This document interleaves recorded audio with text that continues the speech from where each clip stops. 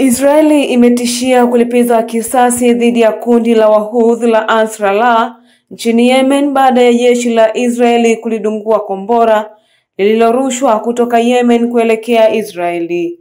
Siku ya Jumamosi, Wahouthi walitangaza kuwa wamerusha kombora la ballistic kuelekea Israeli kujibu hatua za Israeli dhidi ya Wapalestina katika vita ukanda wa Gaza, kulingana na kundi la Yemen. Kombora la Jumamosi lilikuwa la kwanza kurushwa na kundi hilo tangu kusitishwa kwa mapigano kati ya Israel na Iran mnamo Juni 24 kufuatia vita vya siku 12 kati yao.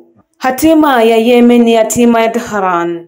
Waziri wa ulinzi wa Israel Katz alisema katika taarifa yake, baada ya kupiga kichwa cha nyoka huko Tehran, tutawalenga Wahouthi huko Yemen pia.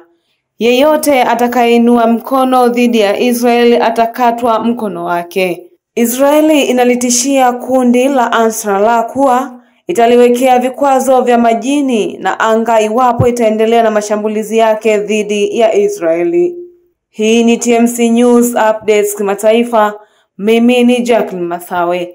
Endelea kutufuatilia kwa kusubscribe, kulike, kucomment pamoja na kushare ili wa kwanza kupata taarifa zetu pindi tunapozipakia hewani.